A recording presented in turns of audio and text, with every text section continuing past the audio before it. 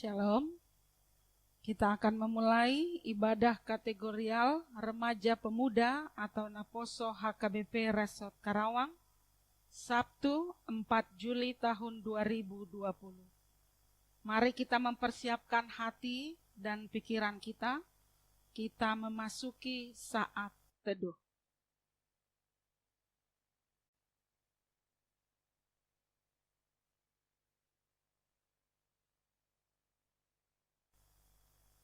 Ya Tuhan Allah Bapa kami, terimalah doa permohonan kami ini melalui anak-Mu Tuhan Yesus Kristus Tuhan kami. Amin. Kita memuji Tuhan dari Kidung Jemaat nomor 413 ayat 1 dan 2, Tuhan pimpin anak-Mu.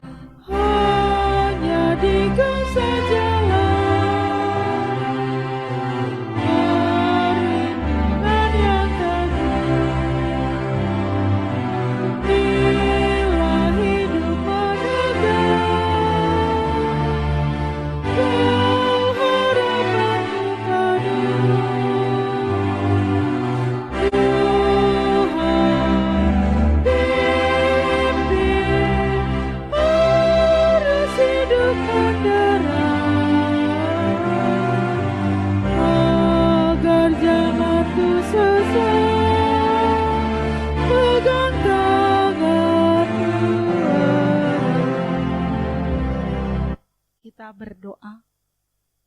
Bapa yang bertata dalam kerajaan surga, kami bersyukur dan berterima kasih. Kami merasakan dan sudah menerima berkat pengasihan-Mu yang senantiasa memelihara kehidupan kami sepanjang hari dan sepanjang waktu.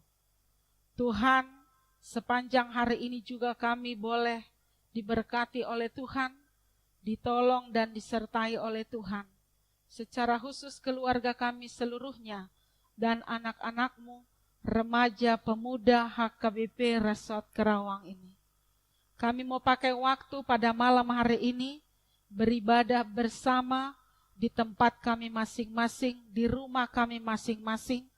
Kami percaya dan yakin Tuhan mempersatukan kami dan kiranya Engkau memberkati ibadah kami ini menjadi kemuliaan bagi nama Tuhan. Kami berserah diri kepadamu dan menyerahkan doa permohonan kami dalam nama anak-Mu Tuhan Yesus Kristus Tuhan kami. Amin. Kita membaca firman Tuhan yang menjadi epistel dalam PA kita pada malam hari ini, yang diambil dari Injil Matius pasal 18, dimulai dari ayat 6 sampai ayat 10.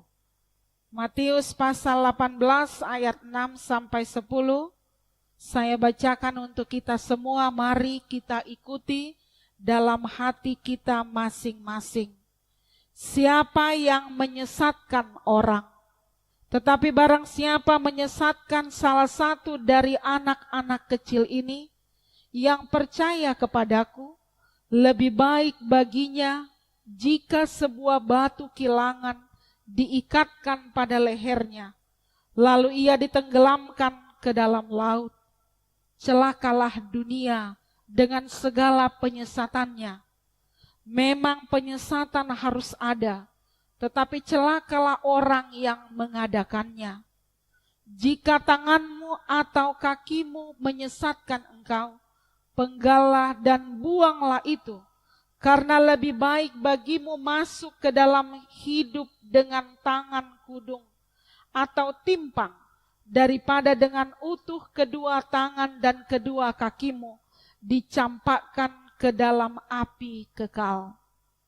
Dan jika matamu menyesatkan engkau, cungkilah dan buanglah itu, karena lebih baik bagimu masuk ke dalam hidup yang bermata satu, daripada dicampakkan ke dalam api neraka dengan bermata dua. Ingatlah, jangan menganggap rendah seorang dari anak-anak kecil ini, karena aku berkata kepadamu, ada malaikat mereka di sorga yang selalu memandang wajah Bapakku yang di sorga. Demikian firman Tuhan. Berbahagialah orang yang mendengar firman Allah serta memeliharanya. Amin. Kita bernyanyi dari Kidung Jemaat nomor 436 ayat 1 dan 2, lawanlah godaan.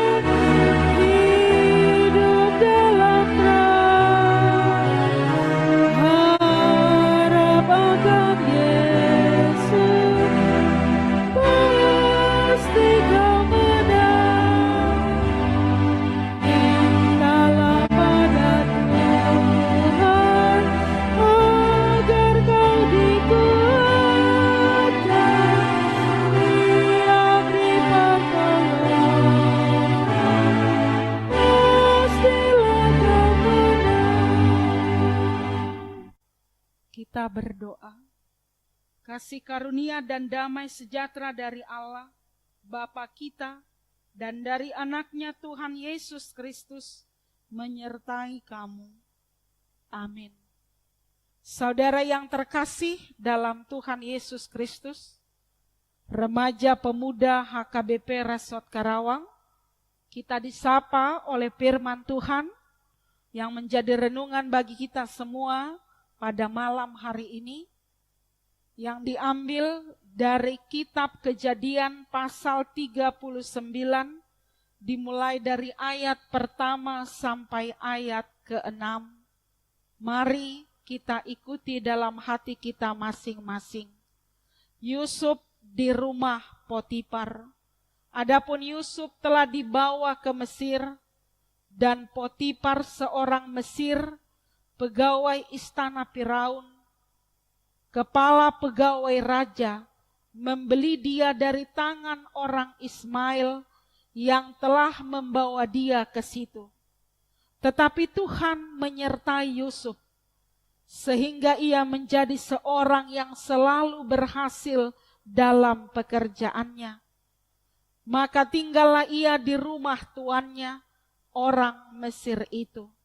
Setelah dilihat oleh tuannya bahwa Yusuf disertai Tuhan, dan bahwa Tuhan membuat berhasil segala sesuatu yang dikerjakannya, maka Yusuf mendapatkan kasih tuannya, dan ia boleh melayani dia. Kepada Yusuf diberikannya kuasa atas rumahnya, dan segala miliknya diserahkannya pada kekuasaan Yusuf. Sejak ia memberikan kuasa dalam rumahnya dan atas segala miliknya kepada Yusuf, Tuhan memberkati rumah orang Mesir itu karena Yusuf, sehingga berkat Tuhan ada atas segala miliknya, baik yang di rumah maupun yang di ladang. Segala miliknya diserahkannya pada kekuasaan Yusuf, dan dengan bantuan Yusuf, ia tidak usah lagi mengatur apa-apapun selain dari makanannya sendiri. Adapun Yusuf itu manis sikapnya dan elok parasnya. Demikian firman Tuhan. Saudara yang terkasih dalam Tuhan Yesus, remaja pemuda HKBP Resort Karawang, Presiden pertama Indonesia, Insinyur Soekarno pernah berkata, berikan saya 10 orang pemuda, maka dengan 10 orang pemuda itu, saya bisa mengguncang dunia. Apa makna dari perkataan Presiden pertama Indonesia itu? Itu maknanya dalam dan besar. Bahwa seorang pemuda dapat bermanfaat lebih dan dipakai untuk pekerjaan baik. Nats khotbah yang menjadi renungan ibadah kategorial kita pada malam hari ini, kita sudah mendengarkan bersama-sama tentang seorang yang bernama Yusuf. Yusuf adalah anak Yakub, salah satu anaknya dari ke-12 bersaudara. Memang ketika kita membaca sebelum nats ini, kita boleh membaca dengan teliti bagaimana Tuhan memberkati dan memakai Yusuf di tengah-tengah keluarganya. Yusuf menjadi orang yang memiliki banyak keistimewaan. Dan itu mengundang kecemburuan, iri dengki dari saudara-saudaranya. Dan ketika kita membaca bahwa saudara-saudaranya bermaksud untuk membuat Yusuf tidak ada lagi bersama dengan mereka. Bahkan berniat untuk menghilangkan nyawanya. Tetapi rencana itu tidak jadi ketika salah satu dari saudara Yusuf Dan ketika mereka melihat orang Ismail lewat dari tempat mereka itu, apa yang terjadi? Mereka menjual Yusuf kepada orang Ismail itu. Dan orang Ismail itu membawa Yusuf ke Mesir. Dan itulah yang menjadi nats kita pada saat ini. Perjumpaan Yusuf dengan Potifar, seorang Mesir, pegawai istana Firaun, kepala pengawal raja. Dia dibeli dari orang Ismail itu dan menjadi orang yang melayani dia di rumah Potifar. Saudara yang terkasih dalam Tuhan Yesus, kita melihat bagaimana perjalanan hidup seorang Yusuf yang begitu baik. Dengan kata lain, kita mau katakan bahwa Yusuf adalah seorang yang memiliki integritas, kejujuran, ketulusan, hati yang utuh, dan takut akan Tuhan. Di ayat terakhir nats ini, di ayat 6 jelas dikatakan Yusuf itu manis sikapnya dan elok parasnya.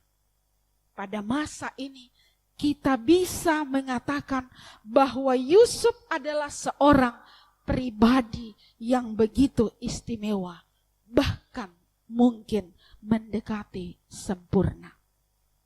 Dia orang yang baik, elok parasnya, dan orang yang memiliki integritas.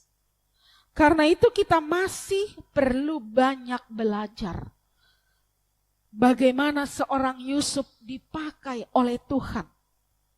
Walaupun sebenarnya perjalanan Yusuf, walaupun dia memiliki banyak keistimewaan, tapi di perjalanan hidupnya itu dia mengalami dan menghadapi tantangan. Bahkan dari saudaranya sendiri yang cemburu dan iri kepadanya. Bahkan dia dijual kepada orang Ismail, orang asing. Tentu niat jahat itu mereka harapkan menghancurkan Yusuf yang begitu istimewa di tengah-tengah keluarganya.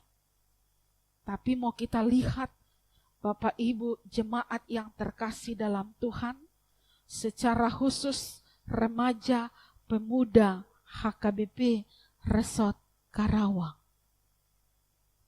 Kalau kita ikuti dengan seksama perjalanan hidup Yusuf, bisa kita katakan berakit-rakit ke hulu, berenang-renang ke tepian.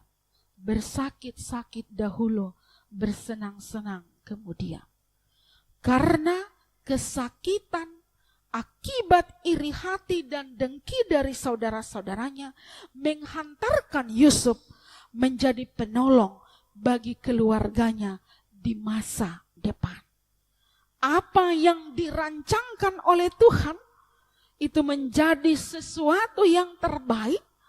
Walaupun sebenarnya mungkin pada masa kesulitan itu banyak pertanyaan, banyak sesuatu yang harus dijawab. Mengapa seorang yang begitu istimewa seperti Yusuf itu harus mengalami kesulitan dan pencobaan yang sangat berat? Tapi kita baca di kitab Kejadian 50 ayat 20, jelas disaksikan oleh Yusuf ketika dia sudah menjadi seorang pemimpin di Mesir. Dia katakan kepada saudara-saudaranya, memang kamu telah mereka-rekakan yang jahat terhadap aku, tetapi Allah telah mereka-rekakannya untuk kebaikan, dengan maksud melakukan seperti apa yang terjadi sekarang ini, yakni memelihara hidup suatu bangsa yang besar. Kalau rencana saudaranya karena irinya dan dekinya untuk menghancurkan Yusuf, Ternyata kedengkian dan iri itu menghantarkan Yusuf menjadi seorang pemimpin yang besar di Mesir. Bahkan kepemimpinan Yusuf di Mesir membuat menjadi suatu pertolongan bagi saudara-saudaranya pada masa itu ketika bangsa Israel mengalami kemarau dan kelaparan besar. Jemaat yang terkasih dalam Tuhan Yesus Kristus, masa sulit bukan selamanya bahwa Tuhan tidak melihat kita.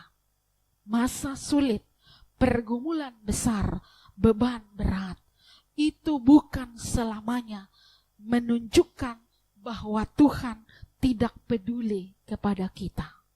Tapi kita belajar dari seorang Yusuf ini, justru masa sulit memberangkatkan dan menghantarkan dia menjadi berkat bagi saudara dan keluarganya. Karena itu, mari kita renungkan nats ini. Dimanapun kita berada, seperti yang dialami oleh Yusuf ini. Walaupun dia seorang yang baik, manis sikapnya dan elok parasnya, memiliki integritas yang baik, orang yang jujur dan takut akan Tuhan. Tapi godaan, dampak dunia sekitar yang selalu mengganggu dia dan selalu menggoda dia. Tapi karena integritasnya yang begitu kuat, karena dia takut akan Tuhan, dia dapat melewati semuanya itu dengan baik dan memenangkannya menjadi berkat bagi keluarga dan saudara-saudaranya. Karena itu remaja pemuda, kita dipanggil dan diingatkan oleh nats ini menjadi generasi muda yang berintegritas. Karena ketika kita berintegritas, kita pasti menjadi berkat sekalipun menghadapi kesulitan dan masa-masa yang berat. Seperti Yusuf ini, karena hatinya baik dan tetap dia takut akan Tuhan, sebagaimana dituliskan di Amsal 4 ayat 23, jelas dikatakan di sana, jagalah hatimu dengan segala kewaspadaan, karena dari situlah terpancar kehidupan. Dan Matius 15 ayat 18 sampai 19 berkata, tetapi apa yang keluar dari mulut berasal dari hati, dan itulah yang menajiskan orang. Karena dari hati timbul segala pikiran jahat, pembunuhan, perzinahan, percabulan, pencurian, sumpah palsu, dan hujat. Tetapi kalau hati kita baik dan benar dan takut akan Tuhan, pasti kita menjadi orang yang berintegritas. Karena itu jagalah hatimu dan tetaplah diisi oleh firman Tuhan, supaya kebersamaanmu dengan Tuhan menolong engkau, menolong kita menjadi berkat dan menjadi orang yang berintegritas. Selamat menjadi generasi muda yang dipakai Tuhan menjadi berkat karena integritasmu. Amin. Kita berdoa. Terima kasih Bapa di sorga atas kebersamaan kami dengan Tuhan melalui firman-Mu. Kami sungguh bersyukur karena Kau senantiasa memberikan apa yang kami perlukan. Secara khusus firman-Mu yang sudah menyapa kami pada saat ini. Kami boleh belajar dengan baik, memahami perjalanan hidup kami, dibandingkan dengan perjalanan hidup seorang Yusuf, salah satu anak dari Yakub. Dia begitu berintegritas, manis sikapnya dan elok parasnya. Dia menjadi orang yang sangat istimewa. Tapi keistimewaannya itu Tuhan membuat dia menghadapi banyak masa-masa sulit, pergumulan, godaan dari orang-orang sekitarnya, termasuk saudara-saudaranya. Karena itu kami mau belajar Tuhan, siapapun kami dan apapun yang kami kerjakan, pasti kami dihadapkan dengan pergumulan hidup. Tapi kami mau memakai pergumulan hidup itu sebagaimana Yusuf memaknai perjalanan hidupnya. Boleh semua orang di sekitar kami, termasuk orang terdekat kami, mereka rekakan kejahatan dan yang tidak baik. Tapi Tuhan yang Maha Tahu dan yang melihat semuanya, pasti mereka rekakan itu kepada kebaikan, berkat di dalam perjalanan hidup kami. Kami mau memaknai firman Tuhan dengan baik. Karena itu berkatilah firman-Mu, supaya berakar, bertumbuh, dan berbuah dalam diri kami masing-masing. Segenap anak-anak kami, remaja pemuda HKBP. Supaya masa muda, generasi muda ini Tuhan, boleh Engkau berkati menjadi generasi muda yang berintegritas, yang tulus, jujur, berhati baik. Sehingga masa depan mereka selalu diberkati oleh Tuhan.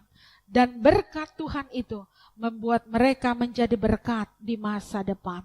Berkati mereka Tuhan dalam tumbuh kembangnya. Supaya proses pertumbuhan itu Tuhan menghantarkan mereka menjadi generasi yang bermartabat. Generasi yang diberkati oleh Tuhan. Kami juga berdoa buat keluarga kami. Seluruh jemaat dan majelis-Mu, berkatilah kami. Supaya keluarga kami menjadi wadah pendidikan, pengajaran, dan penelaan firman Tuhan. Sehingga dengan itu, dasar dari keluarga itu kuat dan kokoh. Kami boleh menghadapi segalanya, termasuk kesulitan di dalam hidup kami. Berkati kami Tuhan, biarlah nama Tuhan semakin dipermuliakan. Tetapi terlebih dahulu Engkau kuduskan kami dari dosa dan pelanggaran kami. Sehingga kebersamaan kami dengan Tuhan, kami boleh benar-benar menjadi anak-anak yang kekasih. Sempurnakan doa kami dalam nama Yesus Kristus Tuhan kami. Amin. Kita bernyanyi kembali dari Kidung Jemaat 364 ayat 1 dan 2. Berserah kepada Yesus.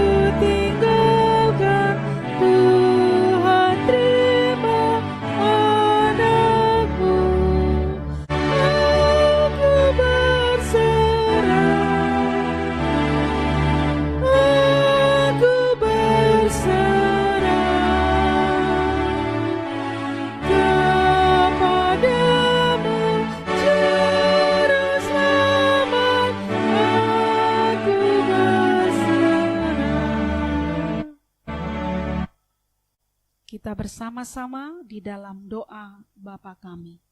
Bapa kami yang di sorga, dikuduskanlah namamu, datanglah kerajaan-Mu, jadilah kehendak-Mu di bumi seperti di sorga. Berikanlah kami pada hari ini makanan kami yang secukupnya, dan ampunilah kami akan kesalahan kami, seperti kami mengampuni orang yang bersalah kepada kami. Dan janganlah membawa kami ke dalam pencobaan, tetapi lepaskanlah kami daripada yang jahat. Karena Engkau yang punya kerajaan dan kuasa dan kemuliaan sampai selama-lamanya. Amin. Anugerah dari Tuhan kita Yesus Kristus, kasih setia dari Allah Bapa, dan persekutuan dari Roh Kudus menyertai kamu sekalian. Amin. Shalom, Tuhan memberkati kita.